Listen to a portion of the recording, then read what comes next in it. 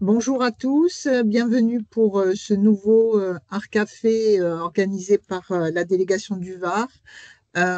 Donc merci à Nathalie Michel, qui est notre médecin de la délégation et du Var et des Bouches-du-Rhône pour ce thème.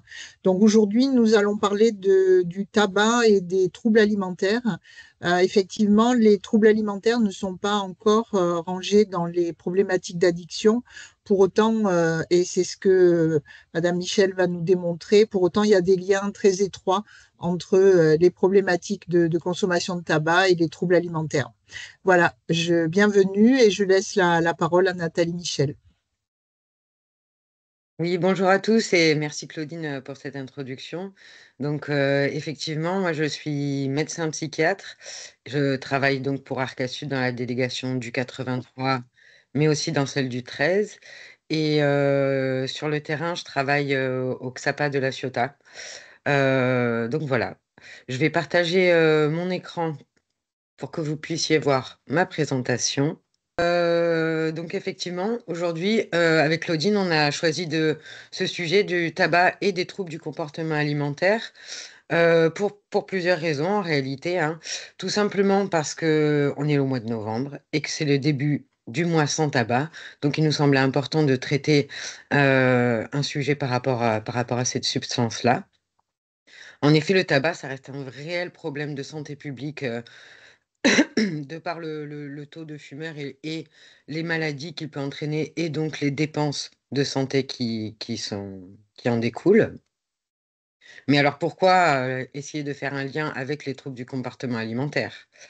Tout simplement parce que en reprenant un peu quelques données et quelques observations, on s'est rendu compte que il pouvait exister un lien entre le tabac et les troubles du comportement alimentaire. En 2006, une des premières études a montré que, il y avait plus de troubles du comportement alimentaire chez les patientes fumeuses que dans la population générale, par exemple. On sait aussi que fumer, c'est souvent associé avec un contrôle de l'appétit et donc du poids.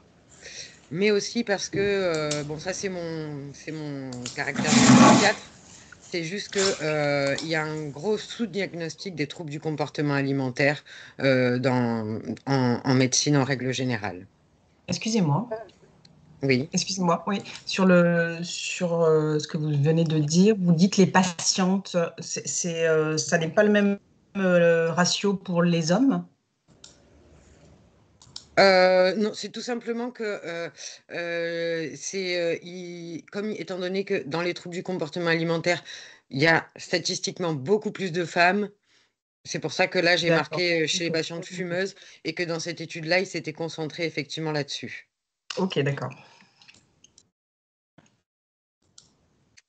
Donc, pour essayer d'établir ces liens, au niveau de mon plan, je voulais faire d'abord quelques rappels, puis faire un focus sur le tabac, un focus sur les troubles du comportement alimentaire, pour là ensuite essayer d'établir des liens un petit peu plus concrets et donc quelles sont les conséquences potentielles sur la prise en charge qu'on peut proposer à ces patients ou patientes.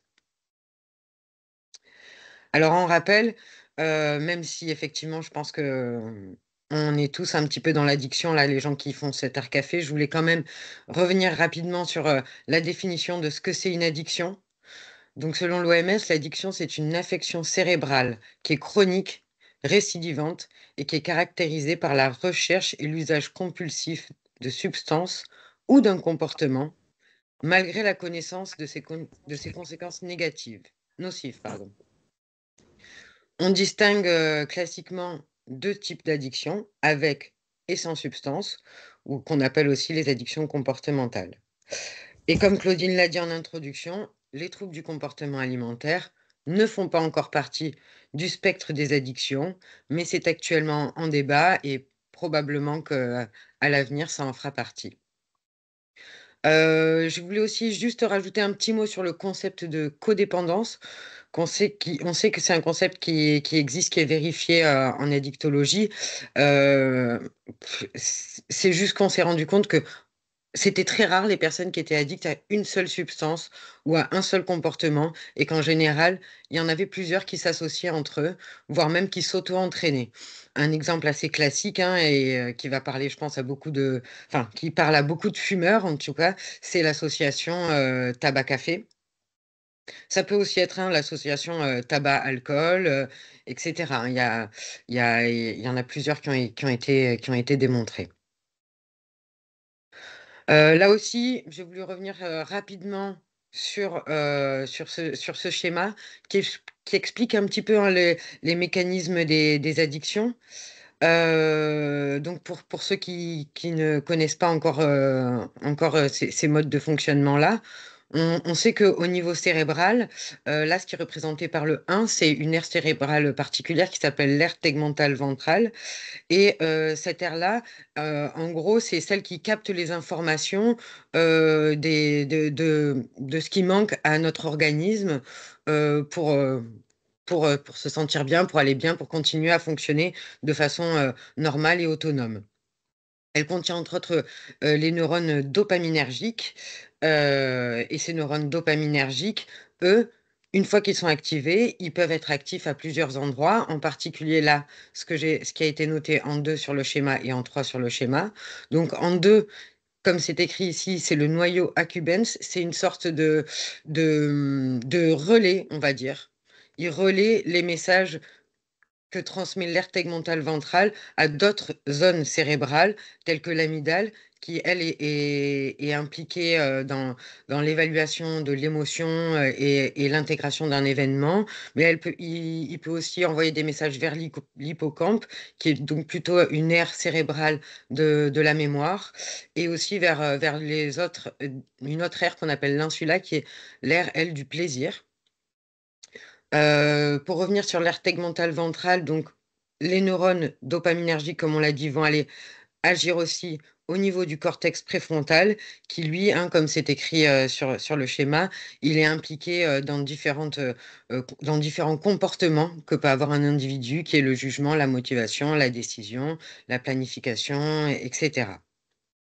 Donc effectivement, on se rend compte que si il est stimulé, ultra stimulé même, je dirais, il peut y avoir une certaine perte de contrôle de l'individu, et c'est ça qui va entraîner la recherche de comportements ou la prise de substances psychoactives. Donc, comme je l'ai dit dans mon plan, maintenant, je vais faire un petit focus sur le tabac. Je pense que tout le monde sait que la substance addictive principale, c'est la nicotine. Il me semblait important, oui, pour étayer un petit peu ça, de revenir sur les données épidémiologiques, hein. Donc effectivement, le tabac, c'est la première cause de mortalité qui pourrait être évitable dans l'ensemble des pays industrialisés. Si on se concentre sur la France, on voit que les prévalences régionales du tabagisme en 2021 variaient entre 20,6% et 33,2% chez les hommes, et 19,1% et 26,6% chez les femmes, ce qui est quand même énorme. Ça fait une personne sur 5 à une personne sur 4 qui serait fumeur quotidien, on parle, hein. Et aussi, ces études qui sont faites par le baromètre de Santé publique France ont montré que le pourcentage de fumeuses a doublé entre 2000 et 2015. Là aussi, hein, je continue à resserrer un petit peu mon focus. On a dit dans le monde, on a dit en France. Là, en ce qui concerne la région PACA, hein, vu qu'Arca Sud, c'est une association régionale pour la région PACA, eh ben, on se rend compte, là sur le schéma qu'on voit en bleu, qui est donc le pourcentage de fumeurs chez les hommes, selon les régions, eh ben, que c'est nous, hein, la région PACA, qui avons le taux le plus élevé, avec 33,2%. Pour les femmes, c'est pas le taux le plus élevé, mais bon, on est quand même en troisième position, ce qui est pas mal. Et de très peu, en fait, hein. Donc ces spécificités régionales liées au tabagisme, on suppose qu'elles sont culturelles. Et les gens qui ont mené cette étude se sont demandé aussi si c'était pas des différences socio-économiques qu'ils avaient oublié d'intégrer dans leur étude. Ils ont quand même réussi à démontrer qu'il y avait moins de motivation à l'arrêt en région PACA que dans les autres régions, d'où est effectivement l'aspect un petit peu culturel, et que ce taux en région PACA, je parle toujours, était stable depuis à peu près 2010, alors que dans les autres régions, il a eu tendance à baisser. Donc le tabac, dans l'imaginaire collectif, souvent, fumer, c'est associé à l'idée d'une contrôle de poids, de minceur, de réduction de l'appétit. Et en effet, sur le plan physiologique, le tabac entraîne une anorexie vraie, pas une anorexie mentale au terme psychiatrique du terme, mais une anorexie au sens de coupe-faim. Il augmente aussi le métabolisme de base, de par le fait que lorsqu'on fume, notre sang est saturé en dioxyde de carbone et donc pour fonctionner, on doit produire un petit peu plus d'énergie. Donc, on brûle un peu plus de calories en fumant. Le tabac, ça diminue aussi tout ce qui sont les sensations olfactives et gustatives. Donc forcément, on est moins sensible aux bonnes odeurs et au bon goût, donc on a un peu moins faim. Là, je voulais aussi dire qu'une étude qui a été faite en 2006 a montré que 50% des femmes et 26% des hommes craignent une prise de poids à l'arrêt du tabac et que cette prise de poids, c'est la cause qui est la plus souvent citée dans les rechutes et dans les craintes de l'arrêt. Ça datait d'une étude qui avait été un petit peu ancienne, l'étude de 2006 a repris ces données-là, en fait. Et là aussi, je trouvais ça important de le dire. Donc, en 2009, il y a une autre étude qui a montré que les fumeurs avaient plus de motivation à l'arrêt ils avaient moins de préoccupations corporelles en ce qui concernait leur prise de poids. Donc, effectivement, on peut se poser la question sur tout ce qui est les personnes qui sont déjà en surpoids et qui fument. Ça reste plus compliqué pour eux d'arrêter. Donc, il va falloir les accompagner de façon un petit peu plus spécifique. Donc maintenant, faire un petit focal sur tout ce qui sont les troubles du comportement alimentaire. Donc un trouble du comportement alimentaire, en fait, c'est donc une perturbation de l'alimentation ou du comportement lié à l'alimentation. Cette perturbation, ou ces perturbations, pardon, elles doivent être significatives et durables dans le temps au niveau de la prise alimentaire. C'est pas sur juste une journée donnée où on n'a pas faim et on va pas manger. Ou à l'inverse, une journée donnée, comme le jour de Noël, où on va beaucoup manger. Et on va manger plus gras, plus sucré, plus salé que d'habitude. Donc ces perturbations de l'alimentation et du comportement de l'alimentation entraînent des conséquences nuisibles pour la santé physique et ou psychique. Donc en psychiatrie, on pense qu'il y a effectivement une notion de seuil à partir duquel on peut parler de ces pathologies-là. L'éthiopathogénie est mal connue, c'est-à-dire les origines, les causes en fait des troubles du comportement alimentaire est assez mal connue. On pense que l'origine serait multifactorielle. Au niveau des différents facteurs qui sont reconnus, il y a des facteurs donc de vulnérabilité, de terrain génétique probablement, et ou d'anomalies biologiques qui seraient préexistantes. Mais pour le moment, rien n'a été vraiment démontré de façon fermée et définitive. On sait aussi qu'il existe certains facteurs déclenchants, plus des phénomènes de société, comme des moqueries au niveau du poids, le fait que effectivement dans notre société, il y a un culte un petit peu de la minceur et ça peut être compliqué, ne serait-ce que les réseaux sociaux oui, également. Encore hier sur France Info, il y avait toute une émission sur TikTok et les méfaits que ça pouvait avoir. Et un des facteurs déclenchants aussi pourrait être là aussi, j'ai marqué puberté et œstrogène parce qu'effectivement, les troubles du comportement alimentaire touchent plus les hommes que les femmes. Il y a aussi certains facteurs qui les entretiennent, ces troubles du comportement alimentaire. Ça peut être donc des facteurs biologiques, mais aussi des bénéfices que la personne trouve à continuer à avoir ces troubles du comportement-là. En psychiatrie, on les classifie en 3 grandes sortes. Il y a l'anorexie mentale, la boulimie et l'hyperphagie boulimique. Là aussi, je vais revenir, sur ces 3 grands types, pour qu'on puisse un petit peu mieux comprendre. Donc, en ce qui concerne l'anorexie mentale, la prévalence en France est de 1,4% chez les femmes et de 0,2% chez les hommes. Donc le sexe ratio, c'est de 1 homme pour 8 femmes. En général, le début, c'est entre 15 et 25 ans. C'est bien, je dis bien en général, ça peut être avant, ça peut être après. Mais le plus souvent, quand même, c'est à ce moment-là, au niveau de l'adolescence. Je trouvais ça important de noter qu'il y avait un taux de mortalité très élevé dans cette pathologie-là, qui avait quand même 5% de décès à 10 ans après le début de la maladie. D'où faire attention à ne pas passer à côté. Et il y a un taux de suicide, c'est le taux de suicide le plus important de toutes les maladies psychiatriques. Taux de suicide associé, pardon. Donc, pour faire le diagnostic de l'anorexie mentale, là, j'ai repris les critères du DSM-5, qui sont les critères diagnostiques américains. En France, on utilise la CIM-10, mais c'est similaire en fait. Donc, hop, pour pouvoir parler d'anorexie mentale, il faut que soient réunis plusieurs arguments.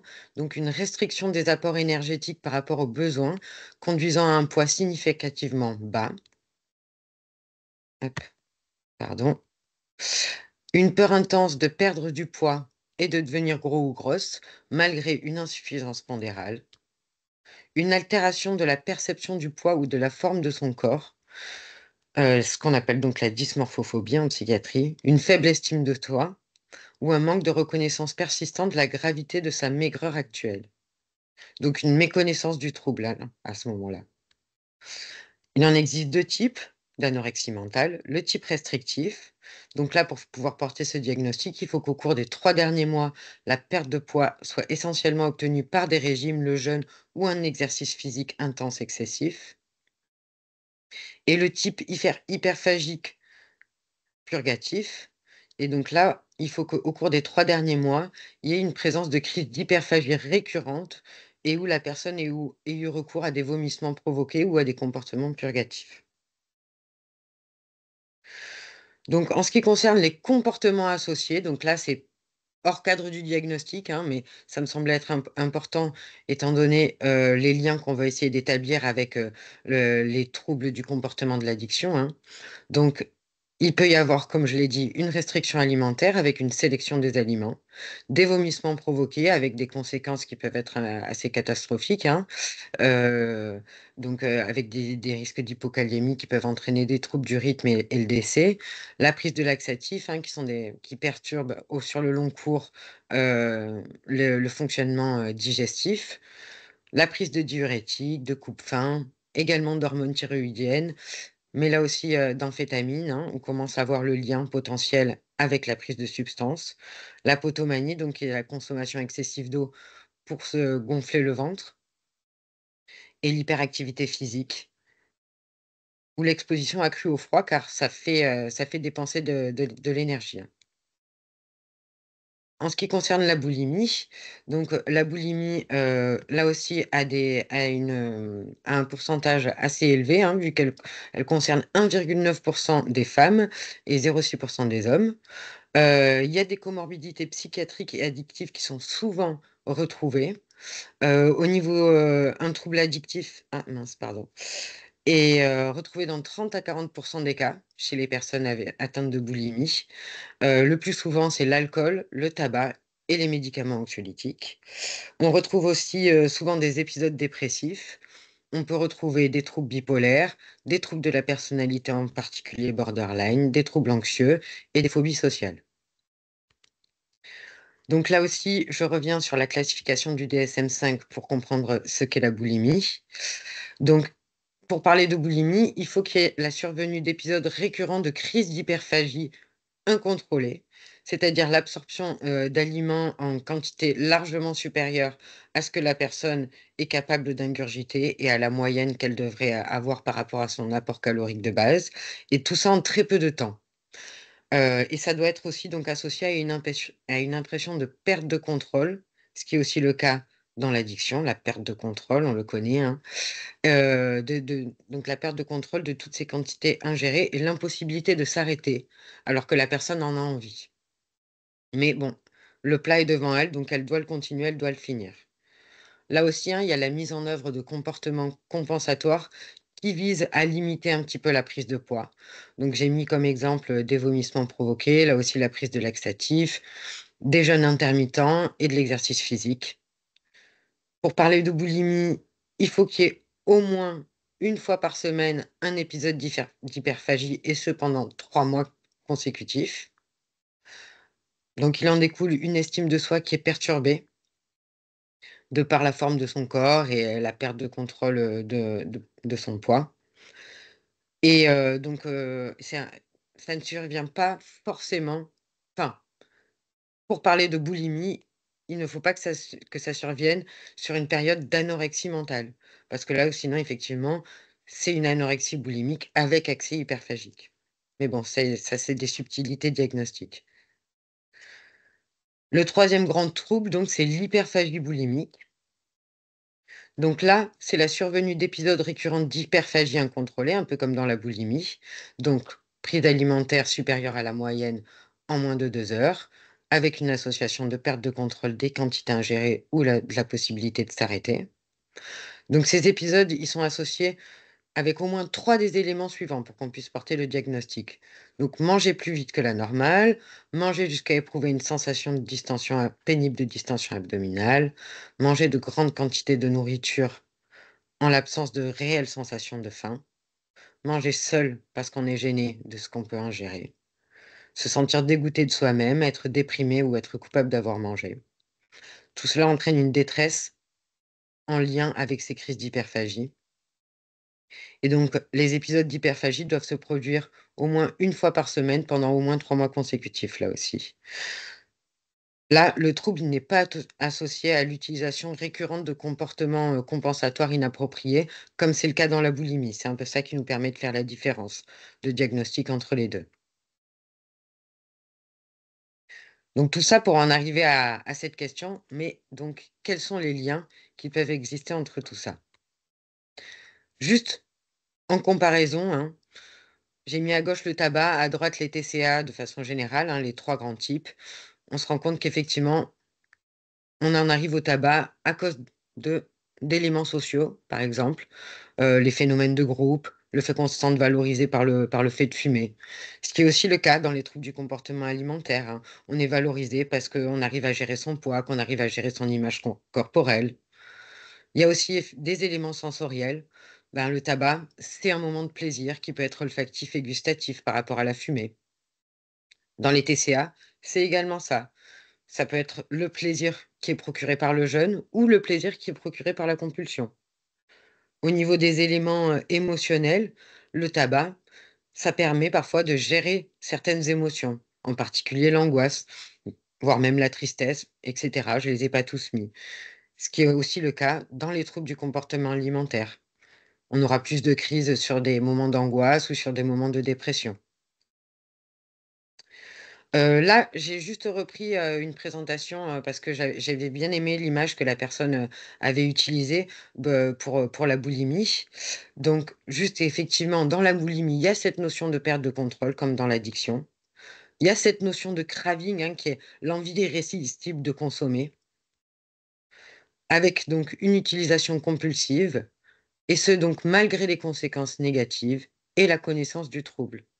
Pour mieux le visualiser, c'est ça que j'ai piqué à la présentation, c'est ce petit schéma-là, où effectivement on voit bien, hein, que hormis le syndrome de sevrage et la tolérance, si on reprend la définition de la dépendance et de l'addiction, et si on reprend la définition de la boulimie, eh ben, c'est assez similaire finalement. Donc là aussi, hein, un simple lien ou une coaddiction. Donc là, il y a plusieurs hypothèses qui ont été émises par différentes personnes.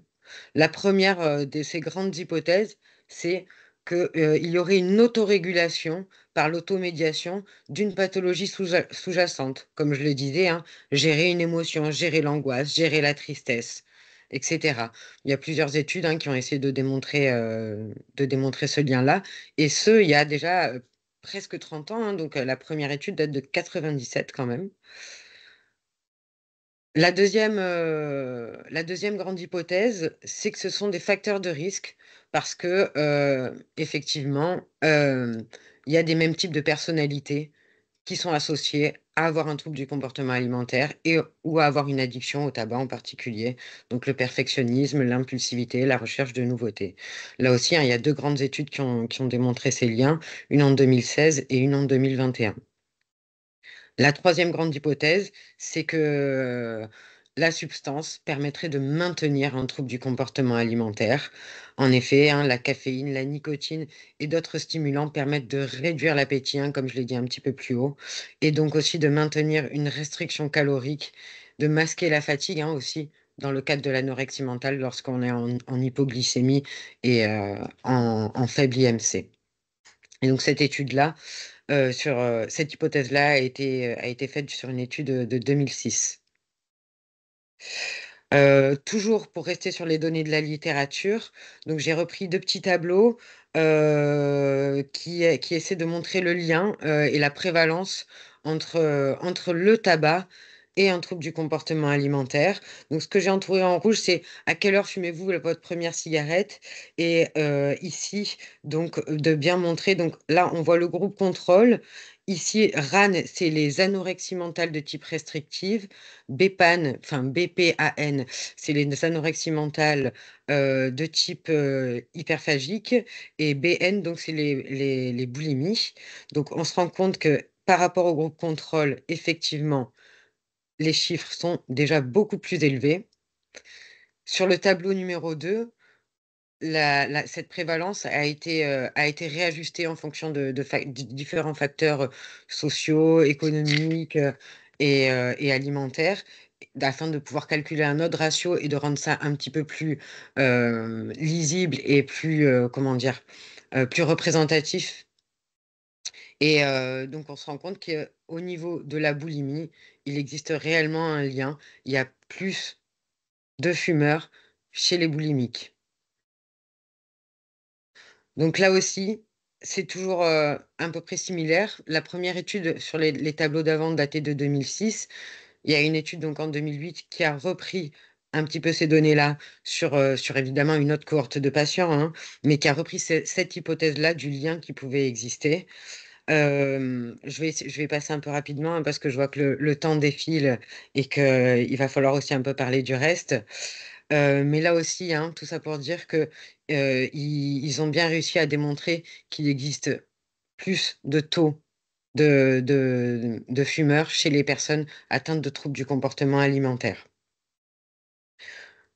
Ce que je retrace sur cette diapo-là, hein, donc il existe bien un lien entre le tabagisme et les troubles du comportement alimentaire. Ces liens ont mieux été établis chez la femme et ces liens ont été aussi mieux établis dans les troubles du comportement alimentaire à forme compulsive. À l'inverse, dans les formes restrictives, les anorexiques, donc à forme restrictive, fument moins et moins longtemps que dans la population générale. Donc, pour reprendre un petit peu toutes ces données, eh ben, il y a toute une équipe qui a fait une méta-analyse. Donc, méta-analyse, c'est quand on reprend toutes les études qui ont été faites sur ce sujet. Donc, en 2021, l'équipe de Deveau et Hall ont repris donc 52 études qui essayaient d'établir ce lien entre tabac et TCA. Ils ont essayé de démontrer, enfin, ils sont partis sur 3 objectifs, d'accord? Le premier, c'était d'essayer d'établir des taux de prévalence, des comorbidités entre les troubles du comportement alimentaire et les troubles de l'usage de substances en général, pas uniquement sur le tabac ou la consommation de substances. Le deuxième objectif, c'était d'établir la prévalence des troubles de l'usage de substances et de la consommation de substances par type de trouble du comportement alimentaire. Et donc leur troisième objectif, c'était d'évaluer la qualité de ces différentes études qui avaient été faites sur ces sujets-là. Donc, ils ont réussi à mettre 3 grands types de résultats. Donc la prévalence globale de la consommation de substances parmi les troubles de l'anorexie mentale était de 20 pour la caféine, donc de 37 l'alcool 29 le tabac 25 le cannabis 14 et les stimulants 14. Donc ça rejoint un petit peu, hein, ce qu'on avait dit, tout à l'heure, que finalement dans l'anorexie mentale, elle fume un peu moins que la population générale. La prévalence globale de tout type de troubles de l'usage de substances était de 16%. Donc là aussi, hein, c'est tout type d'usage de substances dans les troubles du comportement alimentaire, ce qui est vraiment beaucoup, parce que la consommation de drogue parmi la population mondiale de 15 à 64% était estimée à 0,71%.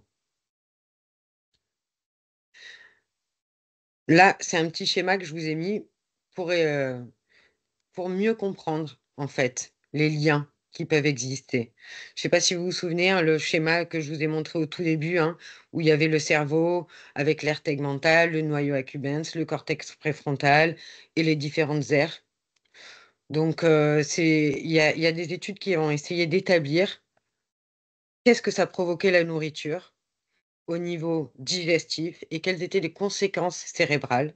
Donc sur le bas du schéma, on se rend compte que l'absorption de nourriture au niveau de l'estomac, ça entraîne la sécrétion d'une hormone, d'une protéine qu'on appelle la gréline, qui va aller agir sur l'hypothalamus, hein, qui est donc une partie du cortex cérébral, qui va stimuler là aussi, hein, le thalamus, l'amygdale, le cortex préfrontal. Donc, des circuits assez similaires par rapport aux circuits de la récompense qui ont été démontrés en addiction.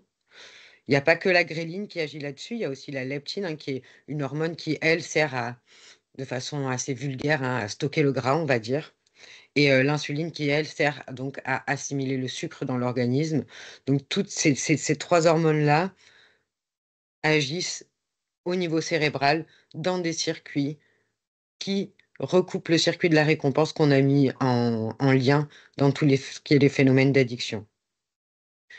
Donc tout ça pour dire que l'absorption de nourriture entraîne une perturbation du système dopaminergique. La gréline, elle, favoriserait l'activation du circuit de la récompense.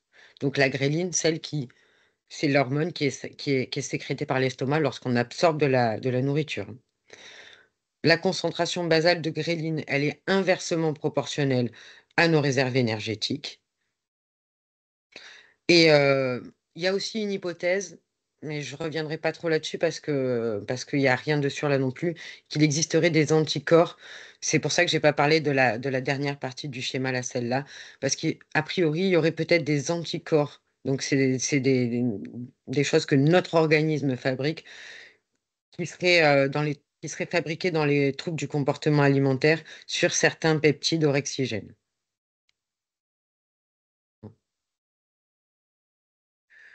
Donc on en arrive un petit peu à la prise en charge. Qu'est-ce qu'on fait de tout ça maintenant? Juste, ça me semble important de rappeler que au niveau physiologique, on le sait, hein, que l'arrêt de la nicotine, l'arrêt du tabac, donc ça entraîne une diminution des dépenses énergétiques. Ça augmente le phénomène de la lipogénèse en augmentant la sécrétion d'insuline, pardon. Ça entraîne un retard d'apparition de la satiété et donc une augmentation de l'appétit, hein. Les personnes ont tendance à se resservir plus que d'habitude. L'arrêt de la nicotine, ça entraîne également une diminution du taux de la sérotonine dans le cerveau. Et donc tout ça, ça entraîne des fringales. Donc la prise en charge, j'ai essayé de mettre ce qui me semblait moi important, hein. Donc en premier lieu, c'est important d'essayer de rechercher s'il existe un trouble du comportement alimentaire. Bon, j'ai marqué par l'interrogatoire parce que en général, quand quelqu'un est très maigre, on se doute qu'il y a un problème d'anorexie, mais la boulimie et l'hyperphagie, c'est des gens qui ont un IMC qui reste dans les normes la plupart du temps. Donc vraiment essayer de le rechercher par l'interrogatoire. On peut calculer l'IMC, qui reste quand même un indice important, hein, en particulier de sévérité de la maladie dans ce qui est de l'anorexie mentale. Si on veut, on peut utiliser des échelles diagnostiques. J'ai pas mis d'exemple parce qu'en toute honnêteté, moi, j'en utilise pas. Mais voilà, si jamais il y en a qui sont intéressés, on pourra leur transmettre des liens pour retrouver ces échelles diagnostiques-là. Il faut aussi évaluer l'angoisse, la timide, donc l'humeur, s'il y a ou pas l'existence de troubles obsessionnels compulsifs, de, de TDAH, enfin, tout ce qui pourrait être un trouble psychiatrique qui serait difficile à une potentielle arrêt du tabac. Il Il faut toujours encourager l'arrêt.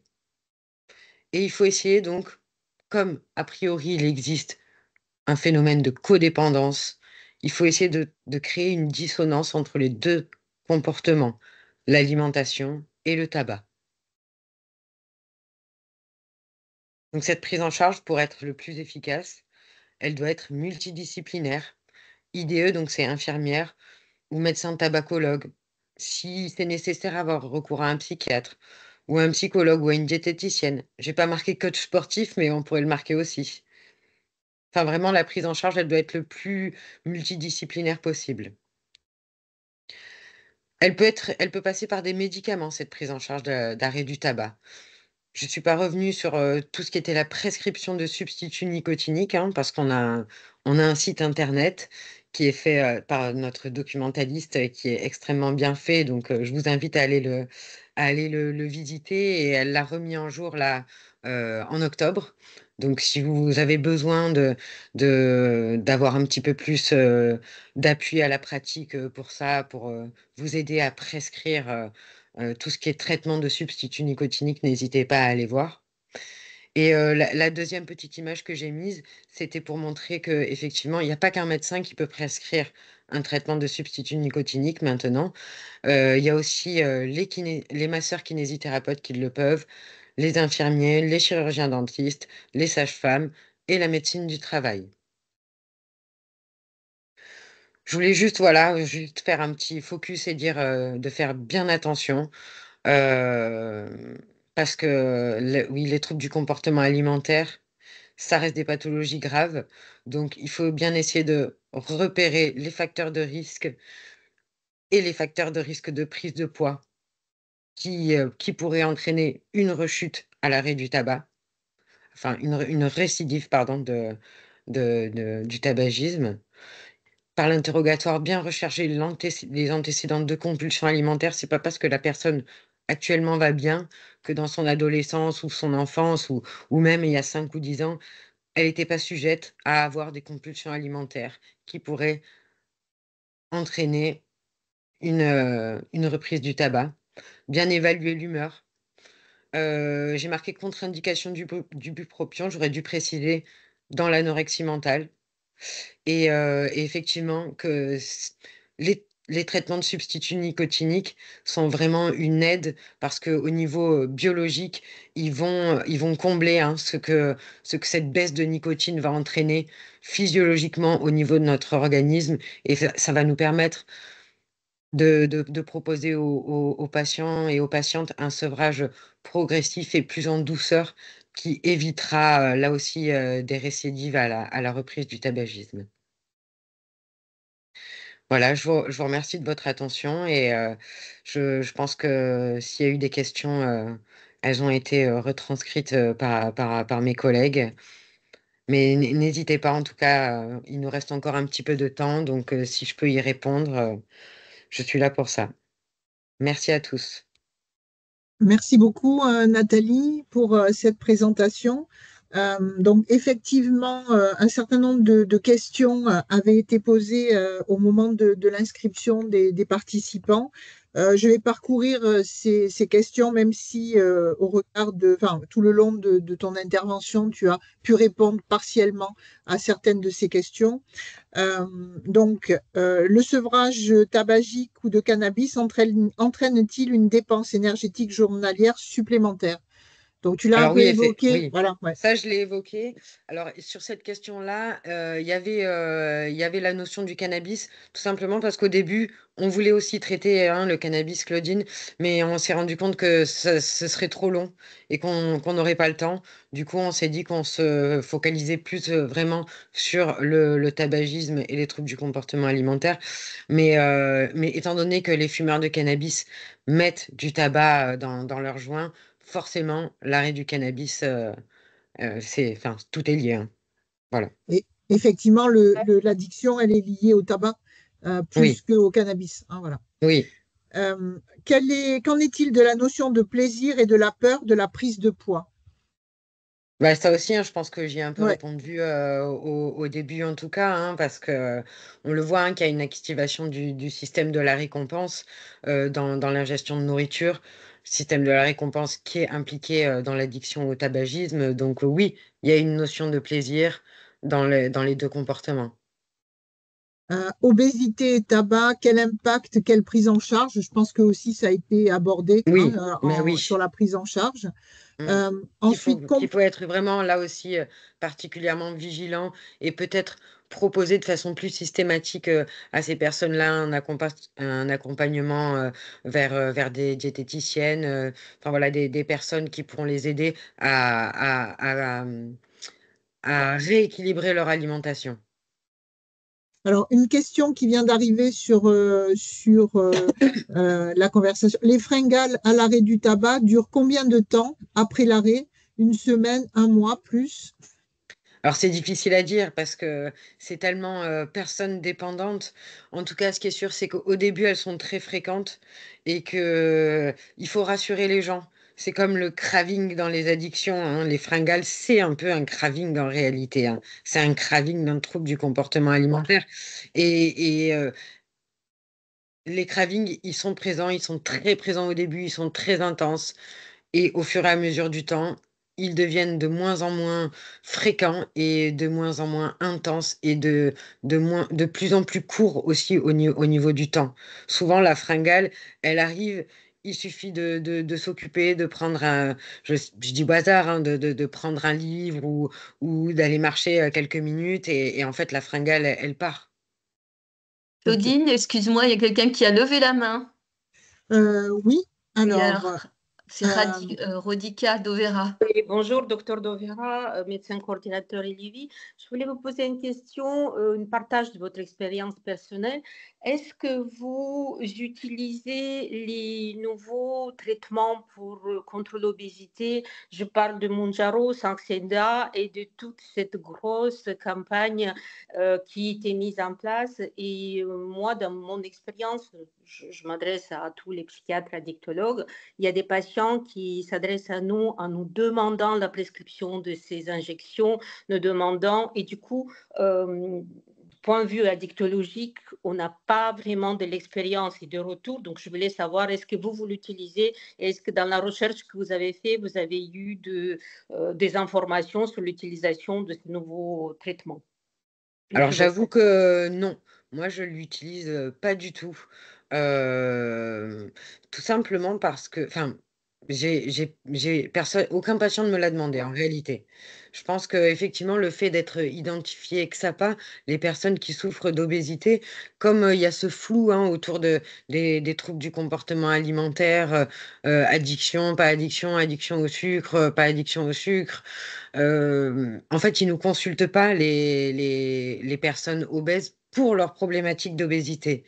Ils vont peut-être nous consulter pour le tabagisme, mais pas spécifiquement pour leurs troubles de l'obésité. Donc, moi, personne ne me l'a jamais demandé. Donc, j'ai pas vraiment de recul. En tout cas, je pense que avant de le prescrire, oui, faut bien regarder, qu'est-ce qu'on met, hein, parce qu'un médicament, Oui, c'est jamais la un bonbon. balance de Et c'est bénéfice-risque, bien et sûr. oui, et bon, ça c'est qu'un avis personnel, mais moi j'ai l'impression que quand même il y a plus de risques que de bénéfices hein, dans ce traitement-là. Mais bon, Sur le long c'est très terme, personnel, hein.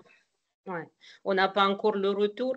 Et C'est puisque ça. vous avez parlé de lien obésité-tabagisme, est-ce que dans votre expérience, moi je veux vous partager quelque chose auquel on est confronté de plus en plus, c'est quand on est sollicité pour donner l'avis sur le patient qui rentre dans le parcours bariatrie. Et on se rend compte que le chirurgien ne va pas l'opérer parce que la patiente, et on a plus de femmes que d'hommes, et ça rejoint les études que vous venez nous présenter, le chirurgien nous l'adresse pour s'occuper du tabac, sinon il ne l'opère pas. Or que dans la période post-opératoire précoce, à partir de 3 à 6 mois, et tardive après 6 mois, nous avons un retour de la consommation de tabac très importante et une complication tardive de la chirurgie bariatrique, c'est l'alcoolisme. Donc, du coup, cette particularité on le sait tous que c'est une maladie plurifactorielle et si on a passé à côté de quelque chose. Donc, est-ce que vous avez dans votre expérience ces patients que vous les voyez tardivement post-chirurgie bariatrique parce qu'on a perdu de poids, mais on n'a pas géré le mécanisme de récompense et toutes les problématiques dans le cerveau? Est-ce que vous, donc si vous avez ces patients, comment vous faites dans votre expérience? Je vous Alors remercie. ça, pour le coup, effectivement, ça m'est déjà arrivé d'avoir là aussi, je vais dire patientes, hein, parce qu'à chaque fois, ça a été des femmes qui sont venues me voir dans ce cadre-là aussi, hein, d'un arrêt de tabac en vue d'une chirurgie, hein, et qui m'expliquaient qu'effectivement, le chirurgien voulait pas.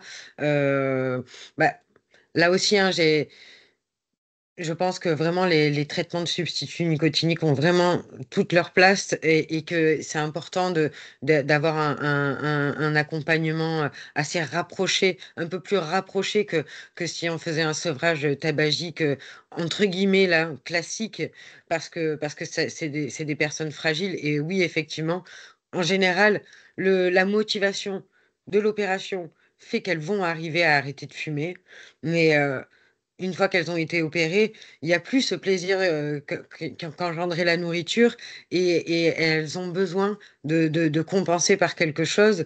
Et donc, il y a tendance à reprendre. Donc, moi, et c'est là que c'est difficile parce qu'en général, enfin, moi, chaque fois qu'elles sont revenues, c'est parce qu'elles avaient recommencé, alors que je leur disais bien, hein, qu'il fallait que oui, il y avait l'opération, mais qu'il fallait malgré tout, même si là, elles avaient arrêté, qu'on reprenne un rendez-vous. Oui, oui, oui, docteur, je vous recontacterai à la sortie de l'hôpital. Non, non, ça, c'était jamais le cas. Elle me recontactait 2, 3 mois après. Enfin, elle recontactait le XAPA 2, 3 mois après. Je trouve, ok, je trouve ça dommage parce que oui, je pense qu'il faut vraiment insister là-dessus, sur le fait que bah, il y a l'attrait de l'opération, c'est un bon stimulant, mais une fois que c'est fait, il n'y a plus ce garde-fou-là. Et donc, il faut bien revenir à un système de récompense, hein. Euh, et le plus simple, ça reste le tabac. Parce que l'alcool, oui, il peut être présent et elles peuvent glisser là-dedans, mais un petit peu moins quand même parce que l'alcool, c'est calorique aussi, tout simplement.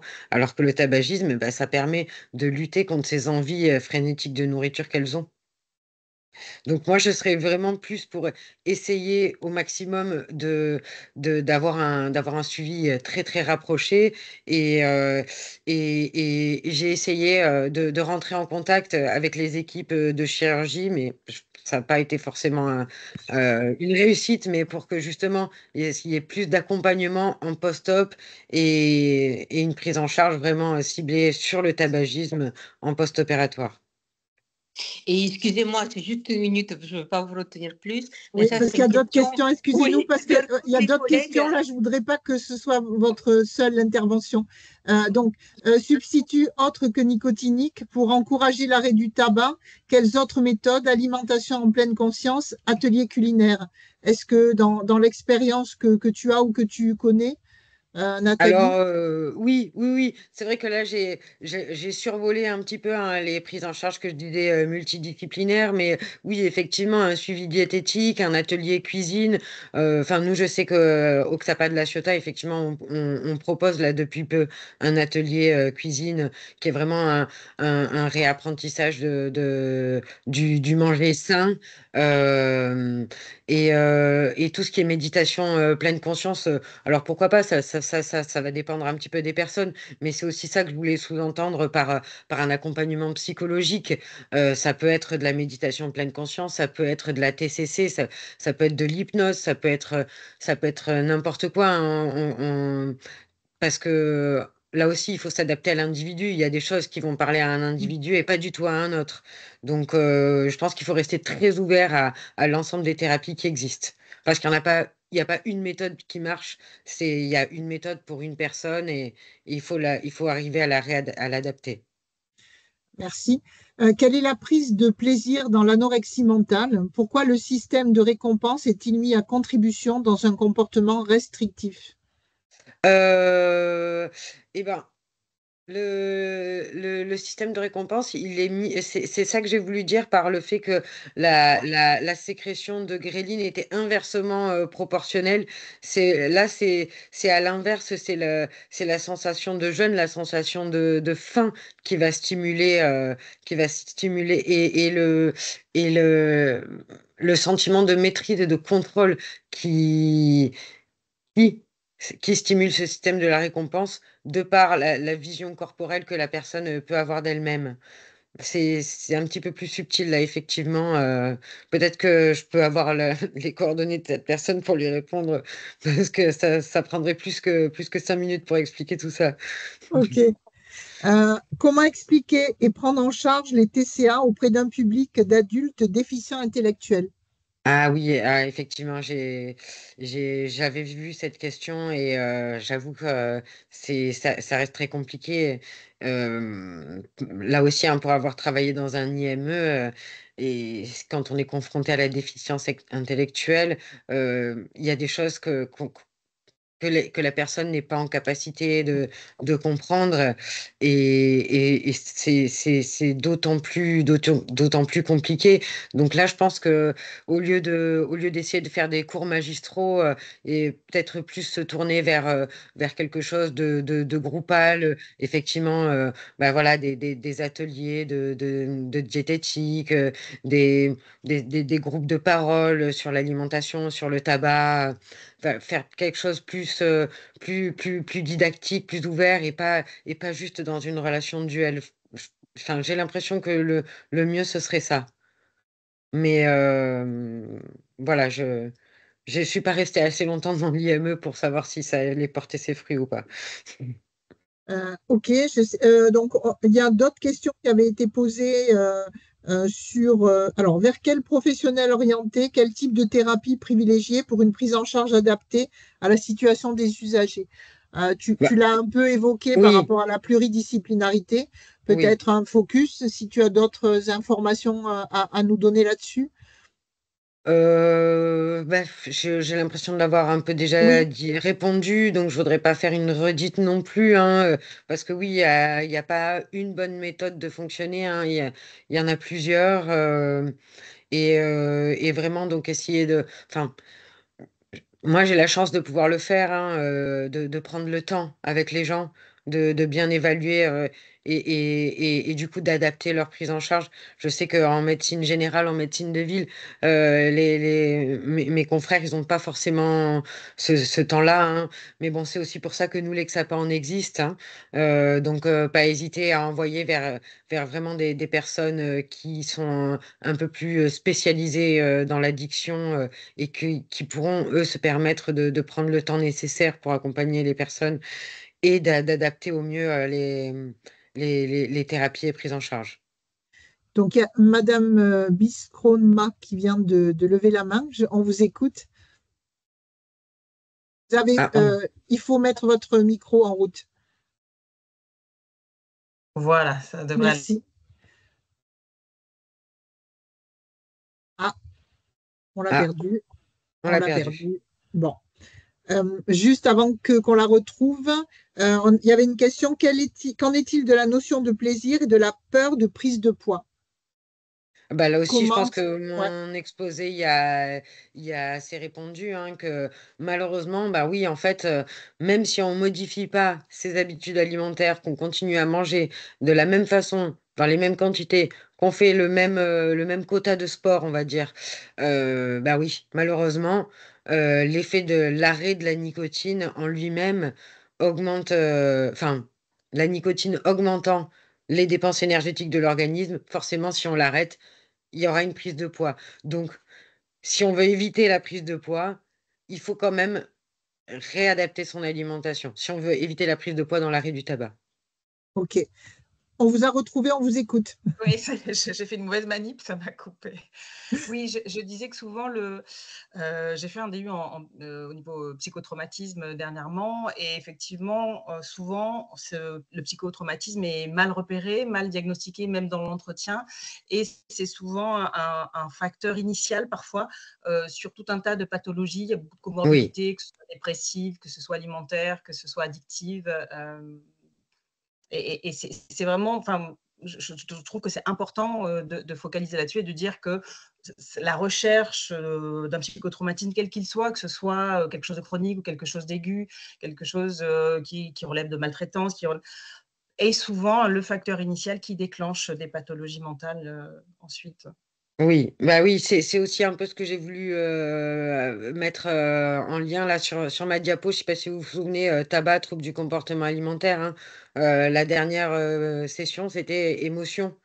Euh, oui, souvent il y a des traumatismes, enfin en addiction en particulier, hein, il y a beaucoup d'états de stress post-traumatique, de traumatismes récurrents dans l'enfance, l'adolescence, qui sont un peu les points de départ de tous les comportements, d'où effectivement bien prendre le temps d'interroger les gens.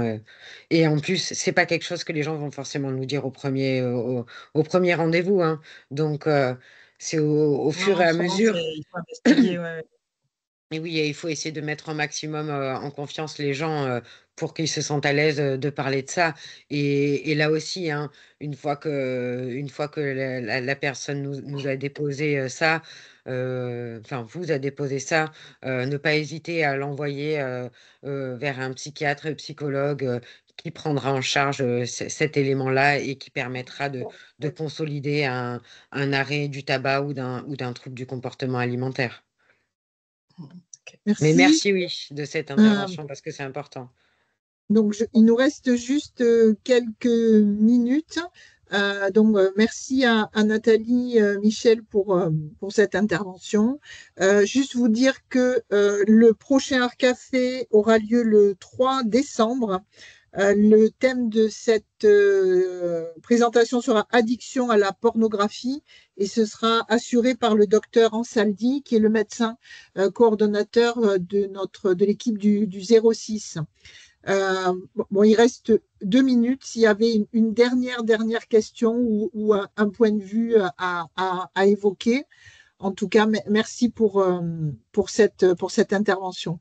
Il y avait juste la notion de péridance qui apparaissait dans les commentaires. Oui, c'est vrai que j'ai Et pas traité ce effectivement, sujet-là. J'ai pas traité ce sujet-là c'est peu parce connu. que Hein, oui, c'est peu connu la péridance par rapport à cette mm, problématique-là. mm, Mais oui, voilà, mais à creuser en tout cas. à creuser. Merci. Je vois qu'il y a beaucoup de remerciements.